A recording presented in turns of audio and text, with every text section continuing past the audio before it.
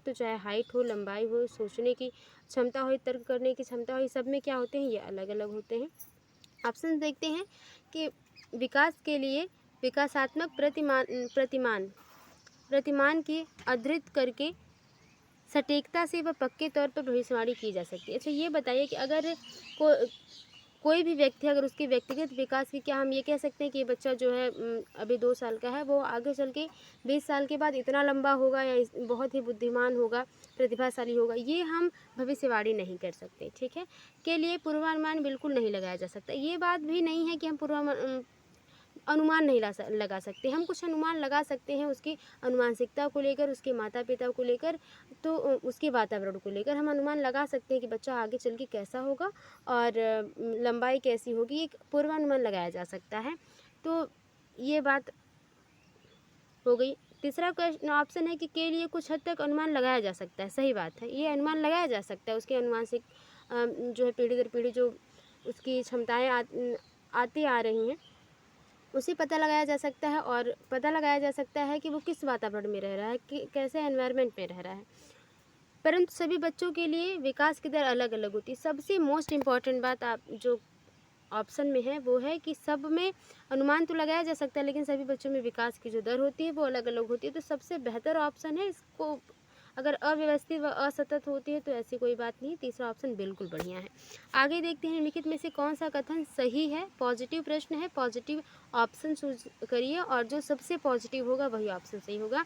विकास क्रमबद्ध नहीं होता, विकास अव्यवस्थित होता है, विकास एक सतत प्रक्रिया है, विकासात्मक प्रतिमान सांस्कृतिक परिवेश से प्रभावित नहीं होते हैं। देखिए सारे जो विकासात्मक परिवर्तन, जो व्यक्तिगत विकास होता है, उसमें सांस्कृतिक परिवेश का भी प्रभाव होता है, क्योंकि आप जिस इन्वायरमेंट में रह रहे हैं उसी हिसाब से आपकी जो सोचने की क्षमता होगी उन्हीं पर निर्भर होती है। तो ये बात तो गलत हो गई। ठीक है, विकास के ही बारे में बात हो रही है। तो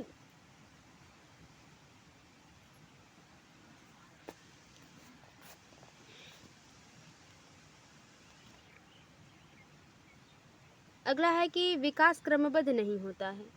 तो क्रमबद्ध होता है, क्रम से ही होता है। ये बताइए, क्या 2 साल का बच्चा है, 2 साल होने से पहले क्या वो 10 साल का हो जाएगा? नहीं। क्रम होता है कि इतने वर्ष में बच्चा इतने शब्द सीख लेता है, इतने माह में बच्चा अपनी माँ को पहचानने लगता है। ऐसा आप लोगों ने बहुत बार सुना होगा और ये सच है, क्रमबद्ध होता है। ठीक है, विकास अव्यवस्थित होता है, अव्यवस्थित नहीं व्यवस्थित होता है पूरी तरह से, कि जो है बच्चा 7 वर्ष का है, 8 वर्ष का है, तो उसकी क्षमता कितनी होगी सोचने की और किसी कार्य को करने की कितनी क्षमता होगी, तो व्यवस्थित होता है। विकास एक सतत प्रक्रिया है, जो कि सबसे बढ़िया ऑप्शन है, तीसरा ऑप्शन।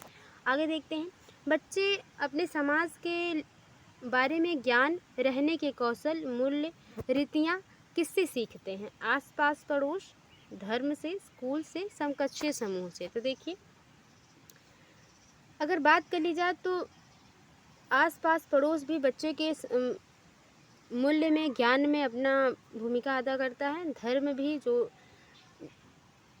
वो भी हो जाएगा। स्कूल सेकेंडरी, जैसे प्राथमिक की बात करें तो प्राथमिक जो है हम परिवार को रखते हैं, बच्चा जहाँ से सीखता है वो परिवार से सीखता है, तो प्राथमिक ये हो जाता है। द्वितीयक हम स्कूल को रखते हैं। समकक्षीय समूह यानी कि वो जो जिस भी समूह में रह रहे हैं, जिस भी संगत में रह रहे हैं, उसका भी प्रभाव बच्चे पे पड़ेगा। तो चारों ऑप्शन सही हो जाएंगे। जिस ऑप्शन में चारों ऑप्शन होगा वही ऑप्शन बिल्कुल सही होगा, चौथा ऑप्शन बिल्कुल सही हो जाएगा। देखिए जीन पियाजे, वाइगोस्की, कोहलबर्ग और जो है गार्डिनर साहब, ये लोग आने वाले हैं हमेशा और इन लोगों ने धूम मचा रखी थी 2022 के जितने भी एग्ज़ाम हुए हैं सीटेट में। तो देखिए, जीन पियाजे के सिद्धांतों के अनुसार अनुकूलन किन दो मूल प्रक्रिया को समाहित करता है? किन दो मूल प्रक्रिया को समाहित करता है, सॉरी।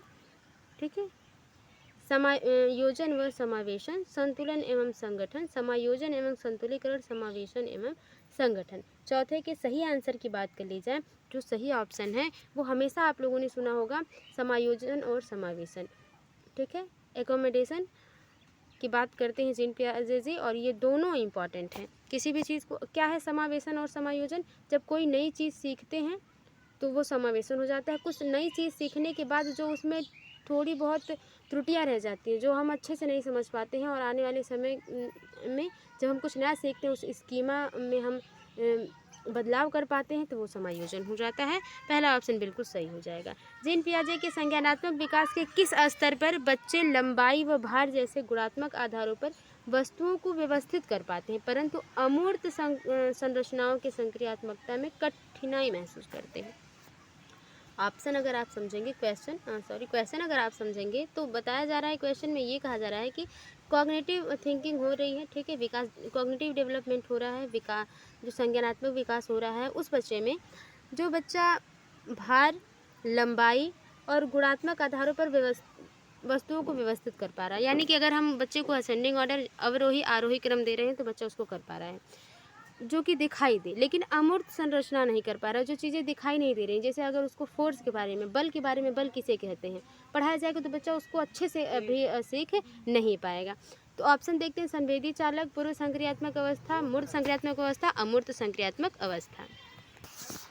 बात कर ली जाए पहले ऑप्शन की, तो पहला ऑप्शन संवेदी चालक जो है वो जन्म से 2 वर्ष है, पूर्व संक्रियात्मक 2 से 7 वर्ष है, ठीक है, और मूर्त संक्रियात्मक अवस्था 7 से 11 वर्ष है। अवस्थाओं को जो अवधि है उसको याद कर लीजिएगा, 11 से 18 या उससे अधिक, 11 से अधिक या 18 तक, ये जो है बांटी गई है अवधि, वो है जीन पियाजे साहब ने जो रखी है। अब बात कर लेते हैं प्रश्न की। जो प्रश्न है कि बच्चा व्यवस्थित कर पा रहा है लेकिन अमूर्त संक्रियात्मक नहीं, तो अमूर्त संक्रियात्मक नहीं कर पा रहा है, इसका मतलब कि अमूर्त संक्रियात्मक में नहीं होगा बच्चा। सही ऑप्शन क्या हो जाएगा? तीसरा, मूर्त संक्रियात्मक, यानी कि जो चीज़ें दिख रही हैं बच्चा उसको अच्छे से कर पा रहा है। आगे देखिए कि लेव वाइगोत्स्की के सिद्धांतों के अनुसार व्यक्तिगत वाक, यानी कि वाइगोत्स्की साहब कहते हैं कि जो बच्चे आप खुद से बात करते हैं वो व्यक्तिगत वाक होता है। तो उसमें क्या है? बच्चे को अपनी सोच विनियमित करने में मदद करता है, बच्चे की सोच में रुकावट पैदा करता है, बच्चे की आत्म केंद्रीयता दर्शाता है और बच्चे को चुनौतीपूर्ण कार्य दिए जाने पर घटता जाता है। 6 के सही आंसर की बात करी जाए, बहुत ही आसान प्रश्न है कि बच्चे को अपनी सोच विनियमित करने में मदद करता है, यानी कि कुछ नया सोचने में, क्रिएटिव करने में बच्चे में मदद करता है। पहला ऑप्शन बिल्कुल सही हो जाता है। आगे देखते हैं अगला क्वेश्चन क्या है। लेव वाइगोत्स्की के अनुसार शिक्षक बच्चों के अधिगम में किस प्रकार मदद कर सकते हैं? जो बच्चा सीख रहा है कोई चीज़, तो उसमें कैसे मदद मिल सकती है बच्चे को? उपयुक्त इनाम देकर, यानी इनाम देकर जिसको आप पुनर्वरण के नाम से जानते हैं, सख्त सजा देकर, मदद की मात्रा व स्वरूप में बदलाव करके, उन्हें ब्लैक बोर्ड से सारे उत्तर नकल करवा कर। तो देखिए सही ऑप्शन आप देख गए होंगे, सबसे पॉजिटिव तीसरा ऑप्शन है कि मदद करके, वो अलग अलग तरीके से मदद करना है बच्चे को, ताकि बच्चा क्या है, अधिगम में उसे आसानी हो। तीसरा ऑप्शन बिल्कुल सही हो जाएगा। आगे देखते हैं। पूजा अपने दोस्त को कहती है कि हमें कक्षा के नियमों का पालन करना चाहिए, वरना शिक्षिका हमें बाहर खेलने की अनुमति नहीं देंगी। पूजा लॉरेंस कोहलबर्ग, देखिए लॉरेंस कोहलबर्ग के नैतिक विकास के किस चरण में है? ऑप्शन देखते हैं। आज्ञा पालन एवं दंड अभिविन्यास, अच्छा लड़का अच्छी लड़की अभिविन्यास, अधिकारिता एवं सामाजिक क्रम व्यवस्था अभिविन्यास, सार्वभौमिक नैतिक सिद्धांत अभिविन्यास। तो देखिए जिस प्रकार से इसके क्रम है, इसी प्रकार से इसका क्रम भी बढ़ता जाता है, ठीक है। सबसे बेहतरीन जो क्रम है वो इन दोनों का आता है। तो 8वें के सही आंसर की पहले बात कर ली जाए तो क्या है? आज्ञा पालन एवं दंड अभिविन्यास, ये ऑप्शन बच्चे के लिए सही होगा। इस क्वेश्चन के हिसाब से ये ऑप्शन पहला वाला सही होगा। क्यों? क्योंकि जो पूजा है वो अपने फ्रेंड से ये कह रही है कि जो अगर हम लोग, जैसे मैम कह रही हैं, अगर हम लोग क्लास में नहीं रहेंगे तो जो मैम है वो हमें खेलने के लिए नहीं जाने देंगी। तो यानी कि बच्चे में आज्ञा पालन इसलिए करे क्योंकि उसको दंड का जो है डर है कि हम खेलने के लिए नहीं जा पाएंगे। तो पहला ऑप्शन बिल्कुल सही हो जाएगा। आई होप आप लोगों ने चीज़ों को समझा होगा। आगे देखते हैं कि हार्वर्ड गार्डनर के अनुसार निम्नलिखित में से कौन सा कथन सही नहीं है? नेगेटिव क्वेश्चन पूछा जा रहा है, बहुत ध्यान से करिए। नेगेटिव क्वेश्चन है तो नेगेटिव ऑप्शन सही होगा। बुद्धिमत्ता एक स्थिर तथा अस्थायी विशिष्टता है। बुद्धिमत्ता एक स्थिर है, यानी कि जो आपका IQ लेवल आज है वही हमेशा रहेगा। आप जानते हैं कि आप IQ लेवल बढ़ा सकते हैं, इसमें कोई अलग बात नहीं है। तो यही सबसे नेगेटिव हुआ। और भी देख लेते हैं, अगर इससे कोई नेगेटिव होगा तो वो ऑप्शन सही होगा।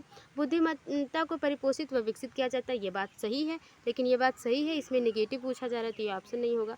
बुद्धिमत्ता किसी एक सामान्य खंड से हावी नहीं होती, अपितु कई प्रकार से हावी होती है, ये बात सही है कि बुद्धिमत्ता जो है कभी कभी ऐसा होता है हमारा पढ़ने का मन नहीं होता, मोटिवेशन वीडियोज़ देखिए, मोटिवेशन थॉट कहीं से हम सुन लेते हैं तो हमें बहुत हम मोटिवेट हो जाते हैं, हम अच्छे से पढ़ते हैं, ठीक है।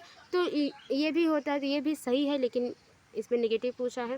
बुद्धिमत्ता को एकाकी के आयाम में सहबद्ध नहीं किया जा सकता, ये बात सही है कि हम बुद्धिमत्ता हमेशा एक प्रकार की नहीं होती कि आज आपने इतना ही सीखा तो कल भी आप इतना ही सीखेंगे, आप इससे अधिक भी सीख सकते हैं अगर आप सीखना चाहें तो। पहला ऑप्शन बिल्कुल सही हो जाएगा कि बुद्धिमत्ता स्थिर तथा अस्थायी विशिष्टता नहीं है, इसमें बदलाव किया जा सकता है। जरूरी नहीं कि जो बच्चा क्लास 3 में कमज़ोर है पढ़ने में वो क्लास 9 में जाते जाते कमज़ोर ही रहेगा, नहीं, वो IQ लेवल बच्चे का बढ़ सकता है, वो बेहतर हो सकता है। एक बाल केंद्रीय शिक्षा में, ठीक है, बाल केंद्रीय शिक्षा सबसे पॉजिटिव प्रश्न है, सबसे पॉजिटिव ऑप्शन भी सही होगा। शिक्षिका की कोई भूमिका नहीं होती, क्यों नहीं होती, बच्चा अपने से पढ़ेगा।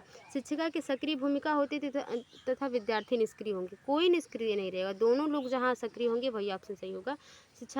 विद्यार्थियों की सक्रिय भूमिका होती है तथा शिक्षिका निष्क्रिय होती है, बिल्कुल नहीं, शिक्षक व विद्यार्थी दोनों सक्रिय होते हैं, तो ये बिल्कुल सही ऑप्शन है। आगे देखते हैं, सबसे आसान प्रश्न ये रहा है, देखिए, अभिकथन और तर्क यानी कि असर्शन और रीजन से संबंधित है। असर्शन ए से और रीजन आर से है, इसीलिए ए आर से संबंधित प्रश्न ऐसे आते हैं ऑप्शन में। अभिकथन क्या है?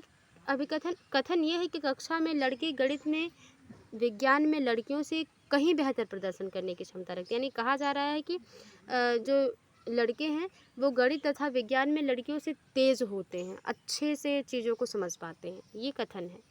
तर्क क्या है कि लड़कों में लड़कियों की अपेक्षा गणितीय तर्क व वैज्ञानिक क्षमताएं सहज रूप से मौजूद होती हैं। कहा जा रहा है कि जो लड़के हैं वो लड़कियों से बेहतर हैं गणितीय तर्क करने में और वैज्ञानिक क्षमताओं को समझने में। ऑप्शन देखते हैं, ए और आर दोनों सही है, और आर ए की सही व्याख्या करता है। ए और आर दोनों सही है, लेकिन आर ए की सही व्याख्या नहीं है। ए सही है लेकिन आर गलत है, ए और आर दोनों गलत है। तो देखिए, ये ज़रूरी नहीं है, देखिए यहाँ पे जेंडर बयास की बात है, यहाँ पे इस तरह से क्वेश्चन करके जेंडर से भी संबंधित प्रश्न पूछा जा सकता था। 11 की सही ऑप्शन की अगर बात कर ली जाए तो ये बात कथन गलत है कि जो लड़के हैं वो बेहतर हैं मैथ में और लड़कियां बेहतर नहीं हो सकती, ये गलत है, बिल्कुल ही, ये कहीं नहीं लिखा है और ना ही ऐसा होता है। और तर्क भी इसी की अपेक्षा दिया जा रहा है, तो ये भी गलत हुआ। चौथा ऑप्शन बिल्कुल सही हो रहा है आपका, दोनों गलत हैं। आगे देखिए, राष्ट्रीय शिक्षा नीति 2020 में बहुत ज़्यादा क्वेश्चन आते हैं शिक्षा नीति से, चाहे वो 2005 हो 2020 हो, ठीक है। 2020 किस पर जोर देती है? पाठ्यचर्या का लचीलापन, पाठ्यचर्या का मानकीकरण। आप मानक नहीं बना सकते कि आज आपको स्वर ही पढ़ना है तो स्वर ही पढ़ना है, अगर बच्चे को नहीं आता है तो हम उसके नीचे की पद्धति पे, यानी कि वर्णमाला किसे कहते हैं या अक्षर किसे कहते हैं, ये भी पढ़ाना संभव है, तो मानकीकरण नहीं होगा, ये ऑप्शन बिल्कुल गलत है। ये थोड़ा सा पॉजिटिव है, इसको सही में रखते हैं। पाठ्य पुस्तकों का गैर संदर्भीकरण, यानी कि पढ़ाना है हिंदी तो उसको साइंस की पाठ्य वस्तु रखी जाए, नहीं। पाठ्य पुस्तक को रट कर कोई चीज़ें याद नहीं होती, सबसे पॉजिटिव पहला ऑप्शन है कि पाठ्यचर्या का लचीलापन होना चाहिए, उसको अदला बदली कर सकते हैं। अगर बच्चे को व्यंजन आता है, व्यंजन थोड़ा बहुत आता है, स्वर नहीं आता है, तो हम पहले स्वर आता है, व्यंजन थोड़ा बहुत नहीं आता है, तो हम उसको अदला बदली करके पढ़ा सकते हैं। ज़रूरी नहीं है कि बहुत ही बेसिक से पढ़ाया जाए, और ये भी ज़रूरी नहीं है कि बेसिक से ही पढ़ाया जाए, बच्चों को एडवांस लेवल में पढ़ाया जाए, तो लचीलापन होना चाहिए, ये बात हुई 2020 की। आगे देखते हैं, मूल्यांकन का केंद्र क्या होना चाहिए? जब आप बच्चे की जांच कर रहे हैं कि बच्चे ने कितना सीखा, तो उसका केंद्र क्या होना चाहिए? अधिगमकर्ता, यानी कि जो बच्चा सीख रहा है, अधिगमकर्ता यानी कि जो बच्चा सीख रहा है उसको अधिगमकर्ता कहेंगे। क्या नहीं कर सकता, इसका चित्रण करना। अधिगमकर्ता के दूसरे बच्चों की तुलना जहाँ होगी वहाँ चीज़ें सही नहीं होंगी, ये याद रखिएगा कि तुलना जहाँ पे होगी वो बात गलत है बिल्कुल भी।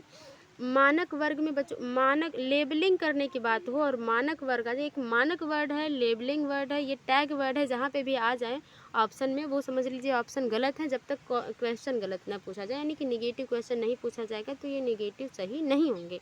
अधिगमकर्ता क्या और कैसे सीख रहा है इसका वर्णन करना, हाँ, हमें ये वर्णन करना है कि अगर मूल्यांकन हम करें तो हम ये जानें कि बच्चा कैसे सीख रहा है, कितना सीखा है बच्चे ने, अभी कितना बच्चे को सिखाना बाकी है और किस विधि से बच्चा सीख पाएगा।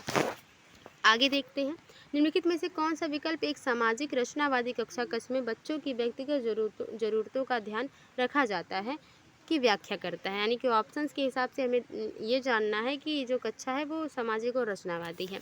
बैठने की व्यवस्था से शिक्षक का केवल केवल जहाँ पे शब्द आ जाए वो नेगेटिव टैग वर्ड है, इसको हटा देंगे क्योंकि क्वेश्चन जो है वो बहुत ही पॉजिटिव है। बच्चों द्वारा तथ्यों का स्मरण करना, स्मरण करने की बात आप इनडायरेक्टली रख लीजिए कि रट कर याद करने की बात, तो स्मरण करना ये भी नेगेटिव है। रटना और स्मरण करना, याद करना, ये चीज़ें बहुत पॉजिटिव में नहीं रखी जाती हैं। अगला ऑप्शन है कि बच्चों का आपस में चर्चा करते हुए एक समूह कार्य में कार्य करना। देखिए जहाँ पे ग्रुप डिस्कशन, समूह कार्य, ग्रुप डिस्कशन की बात होगी वो सही ऑप्शन होगा। चौथा ऑप्शन बिल्कुल सही है। आगे देखते हैं, निम्नलिखित में से कौन सा प्रश्न कक्षा में समालोचनात्मक सोच को बढ़ावा देने का सही उदाहरण है। ऑप्शन देखते हैं, समालोचनात्मक ऐसी क्षमता, तर्क करने की क्षमता जिसमें बच्चा एक किसी भी चाहे वो क्वेश्चन हो, किसी भी समस्या का दोनों पहलू देख पाए, नेगेटिव और पॉजिटिव दोनों पहलू। तो प्रश्न देखते हैं क्या कि 325 और 486 को जमा करो यानी कि जोड़ो। बाल विवाह प्रतिबंध अधिनियम किस वर्ष से पारित, ये तो एक लाइन में बच्चा प्रश्न याद करके दे देगा। श्वसन की परिभाषित कीजिए, ये बहुत अच्छा समालोचनात्मक नहीं है। अपने शहर में प्रदूषण के विभिन्न कारणों का विश्लेषण कीजिए और प्रदूषण करने के विभिन्न उपाय सोचिए। ठीक है, चौथा ऑप्शन बिल्कुल सही है। इसमें क्या बच्चा आलोचना करेगा कि इस प्रश्न में ये पूछा जा रहा है कि प्रदूषण क्यों करें, क्योंकि प्रदूषण से नुकसान होता है, तो ये एक आलोचनात्मक हुआ। और प्रदूषण कितना है शहर में, इससे बच्चा क्या होगा, एक पॉजिटिव थिंकिंग मिलेगा। तो चौथा ऑप्शन बिल्कुल सही हो जाएगा। निम्न में से कौन सा विद्यालयों में समावेशन की संस्कृति को दर्शाता है। बहुत ही आसान प्रश्न है। ऑप्शन देखते हैं, विद्यार्थियों की ज़रूरतों को पूरा करने के लिए विभेदी आकलन को बढ़ावा देना, विभिन्नता और विविध परिप्रेक्ष्य को हतोत्साहित करना, हतोत्साहित नहीं हमेशा प्रोत्साहित करना है।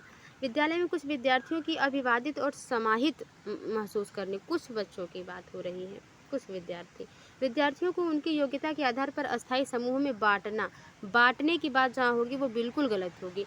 16 के सही आंसर की बात कर ली जाए, जो सही आंसर है वो पहला हो जाएगा, उनकी ज़रूरतों के हिसाब से उनका आकलन करना। ठीक है, अलग अलग, यानी कि 20 बच्चे हैं तो ऐसा नहीं कि एक ही प्रकार का टेस्ट लेके 20 बच्चों को हमने कह दिया कि हाँ 20 बच्चे ठीक हैं या इतने बच्चे कमज़ोर हैं। नहीं, अगर 20 बच्चे हैं तो हर एक बच्चे को आपको अलग अलग विधि से आकलन करना है।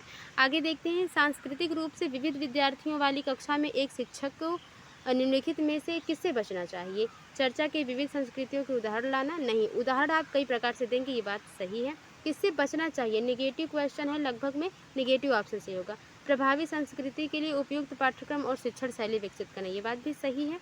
विद्यार्थियों को अपनी संस्कृति की अनूठी विशेषताओं को साझा करने के लिए प्रोत्साहित करना, विद्यार्थियों के बीच सम्मान और स्वीकृति की संस्कृति को बढ़ाना, ये भी बात सही है। जो सबसे कम जो इम्पॉर्टेंट है उसकी बात कर ली जाए, जो तो वो ये हो जाएगा कि प्रभावी संस्कृति के लिए पाठ्यक्रम और शिक्षण शैली विकसित करना, ये ऑप्शन बिल्कुल सही हो जाएगा। क्योंकि यहाँ पे विविध विद्यार्थी वाली कक्षा में एक शिक्षक निम्नलिखित में से किससे बचना चाहिए कि प्रभावी संस्कृति के लिए जो बहुत ज़्यादा प्रचलित है संस्कृति, उस पर ही बात करें, नहीं, वहाँ सारे बच्चों को हमें देखना है। आगे देखते हैं, निम्नलिखित में से किससे विद्यार्थियों की अक्षरों और शब्दों को पढ़ने और उनकी व्याख्या करने में उन्हें समझने की क्षमता सीधे प्रभावित होती है। यानी कि वो पढ़ने की क्षमता उनकी बहुत अच्छी नहीं होती, समझ नहीं पाते हैं। डिस्कैलकुलिया, ये गणित से संबंधित विकार है। Dysgraphia, dyslexia, dysphagia. 18 के सही आंसर की बात कर ली जाए, सबसे आसान प्रश्न और आपने बहुत बार रटा होगा, डिसलेक्सिया हो जाएगा। तीसरा ऑप्शन पठन विकार है, ये लेखन विकार से डिस्ग्राफिया होता है। आगे देखते हैं, गतिक दिव्यांगता, यानी कि जो बच्चे चल नहीं सकते, गतिक दिव्यांगता वाले विद्यार्थियों को सफल समावेशन सुनिश्चित करने के लिए निम्न में से किससे बचना महत्वपूर्ण है। ये भी एक प्रकार का क्या है, नेगेटिव ऑप्शन है, क्वेश्चन है, नेगेटिव ऑप्शन चूज करना है यहाँ पे, जो कम अच्छा हो। ऊपरी मंजिल पर कक्षा, पुस्तकालय और शालाओं का आवंटन करना, बच्चा चल नहीं पा रहा और आप सब 5वीं मंजिल पर उसको पढ़ाएंगे तो बच्चा जा पाएगा क्या, तो ये ऑप्शन बिल्कुल गलत हो गया। यही मुझे लग रहा है कि गलत होना चाहिए, यानी कि किससे बचना चाहिए, इसी से बचना चाहिए। लिफ्ट का समतल होना ये ज़रूरी है। विद्यार्थियों की आवश्यकताओं के अनुसार अनुकूल करना, यानी कि जैसे बच्चे की आवश्यकता है, जो गतिक दिव्यांगता यानी कि जो बच्चे विकलांग हैं, उनके लिए जैसा ज़रूरी है वैसे अनुकूल उनके संरचना को रखना है विद्यालय के। बैठने की व्यवस्था से उचित समायोजन करना, हाँ, ताकि बच्चा आसानी से बैठ सके, ये भी बेहतर ऑप्शन है। 19 के सही ऑप्शन की बात कर ली जाए तो पहला ऑप्शन बिल्कुल सही है, क्योंकि ये हल्का सा निगेटिव में है कि बच्चा चल भी नहीं पा रहा और क्या कर रहे हैं आप, 5वीं मंजिल पे पढ़ा रहे हैं। इनमें से कौन सी सृजनात्मक विद्यार्थी की पहचान संबंधी विशेषता नहीं है? Negative option. जो बच्चे सृजनात्मक सोच वाले होंगे, वो क्रिएटिव होंगे, वो बहुत प्रतिभाशाली होंगे, समस्या समाधान वो करना चाहते हैं, अभिसारी सोच और नवाचारी सोच, जिज्ञासा की प्रबल भावना। जो बच्चे क्रिएटिव होते हैं ना, उनकी किसी भी चीज़ को सीखने की बहुत ही प्रबल भावना होती है, तो ये बात सही है। यहाँ पे निगेटिव पूछा जा रहा है। 20 का जो सही आंसर हो जाएगा वो आप जा रहे हैं अभिसारी सोच। अपसारी होता है एक अभिसारी, ठीक है। अपसारी यानी कि बच्चा खुले तरीके से समस्या को समाधान कर रहा है कई तरीक़ों से। अभिसारी बच्चा एक ही चीज़ को लेके अटका है, उसमें बच्चा निकल नहीं पा रहा। दूसरा ऑप्शन बिल्कुल सही हो जाएगा। आगे देखते हैं, किसी विषय वस्तु को लंबे समय तक स्मरण रखने को सुसाध्य करने हेतु एक शिक्षक को निम्नलिखित में से किस रणनीति से बचना चाहिए? बचना चाहिए यानी कि थोड़ा सा निगेटिव प्रश्न है। स्मृति सहायक विधियाँ लागू करना, संगठनात्मक चार्ट बनाना, असंबद्ध शब्द प्रस्तुत करना, मानसिक चित्र का उपयोग करना। देखिए 21 का जो सही आंसर है उसकी बात कर ली जाए तो आप समझ रहे हैं कि स्मृति जो बच्चे को अच्छे से याद करवाना है हमें, उसको उसकी विधियाँ लागू करना सही बात रहेगा, चार्ट बनाना सही बात रहेगा। लेकिन जिस टॉपिक को हम पढ़ा रहे हैं उस टॉपिक से संबंधित हम जब बच्चे को उदाहरण नहीं देंगे तो क्या बच्चा उस चीज़ को अच्छे से स्मरण कर पाएगा, अच्छे से उसको सीख पाएगा? तो तीसरा ऑप्शन बिल्कुल सही हो जाएगा, यही नेगेटिव है थोड़ा सा, इसी से हमें क्या करना है, बचना है। जब सीखी जाने वाली सामग्री डैश हो तो विद्यार्थी बेहतर सीखते हैं, किससे? जटिल और व्यापक। जब जटिल होगी तो बच्चा कैसे अच्छे से सीखेगा, ये बात सही नहीं है। मौजूदा ज्ञान से जुड़ी हो, हाँ, उनके पास जो ज्ञान है यानी कि जो पूर्व ज्ञान है उनका, उनसे अगर चीज़ें जुड़ी हुई होंगी तो वो बच्चा जो है उससे बेहतर सीखेगा। अव्यवस्थित और असंगठित होगा तो बच्चा बिल्कुल नहीं सीख पाएगा। उनकी सामाजिक संस्कृति संदर्भ से भिन्न, यानी कि जो जिस इन्वायरमेंट में रह रहे हैं, बच्चा गांव में रह रहा है और आप दूसरे देश के जो है उदाहरण प्रस्तुत कर रहे हैं तो बच्चा समझ पाएगा क्या? तो मौजूदा ज्ञान से जुड़ी हुई ऑप्शन बिल्कुल सही हो जाएगा, यही दूसरा ऑप्शन बिल्कुल सही हो जाएगा। आगे देखते हैं, निम्नलिखित में से कौन सा कारक शैक्षणिक उपलब्धियों में विद्यार्थियों की विफलता में योगदान देता है? कौन सी ऐसी उपलब्धि है शैक्षणिक उपलब्धि जिससे बच्चा विफल होता है, सफल नहीं हो पाता है सीखने में, ठीक है। याद रखिए ये कीवर्ड जो है प्रश्नों में भी बहुत मायने रखते हैं। तो निगेटिव जो है प्रश्न थोड़ा सा है तो उससे निगेटिव ऑप्शन जो होगा वो चूज करना है। अनुभवात्मक शिक्षा, गैर प्रासंगिक पाठ्यक्रम, समावेशी दर्शन, शिक्षार्थी केंद्रित शिक्षा शास्त्र। तो देखिए अनुभवात्मक शिक्षा, हाँ, जो भी हम पढ़ा रहे हैं उसमें अगर अनुभव से सिखाया जाए बच्चे को, एक्सपीरियंस जो बच्चे ने पहले से जो सीख रखा है उससे जोड़कर सिखाएंगे तो बच्चा सीख पाएगा। विफलता का कारण ये होगा कि गैर प्रासंगिक पाठ्यक्रम हो, कि बच्चे को जो है पढ़ाना है मैथ और उसमें हिंदी, या पढ़ाना है साइंस और उसमें किसी दूसरे सब्जेक्ट का पाठ्यक्रम मिला दिया गया है तो बच्चा क्या हो जाएगा, कंफ्यूज हो जाएगा और उसमें वो बच्चा विफल हो जाएगा। दूसरा ऑप्शन बिल्कुल सही हो जाएगा। समावेशी दर्शन और बाल केंद्रित शिक्षा यानी कि शिक्षार्थी केंद्रित शिक्षा, वही बात हो गई। राष्ट्रीय पाठ्यचर्या रूपरेखा 2005 के अनुसार शिक्षक द्वारा दी गई सामग्री के निष्क्रिय प्राप्त करता है, निष्क्रिय प्राप्त करता है, बिल्कुल निष्क्रिय एक नेगेटिव टैग वर्ड है। और जहाँ पे राष्ट्रीय रूपरेखा पूछी जाए वहाँ पे सबसे पॉजिटिव ऑप्शन चूज करना है आपको। बच्चों में अधिगम को विनियमित करने की क्षमता नहीं होती, ये बात नहीं है। बच्चा जो भी अधिगम करता है उसमें बच्चा जो है अपनी क्रिएटिविटी डालने की कोशिश करता है। रटने का माध्यम आपको मैंने पहले बता दिया। बच्चे ज्ञान के निर्माण में सक्रिय भूमिका निभाते हैं, चौथा ऑप्शन बिल्कुल सही। बच्चा जो भी सीखना चाहता है अगर वो उत्सुक है तो बच्चा बढ़िया सीखता है और सक्रिय होकर एक्टिव होकर चीज़ों को सीखता है। अगला क्वेश्चन है कि एक संप्रत्यय कॉन्सेप्ट, संप्रत्यय मतलब कॉन्सेप्ट, अब किसी नए कॉन्सेप्ट को पढ़ा रहे हैं, ठीक है, कॉन्सेप्ट की बात हो रही है।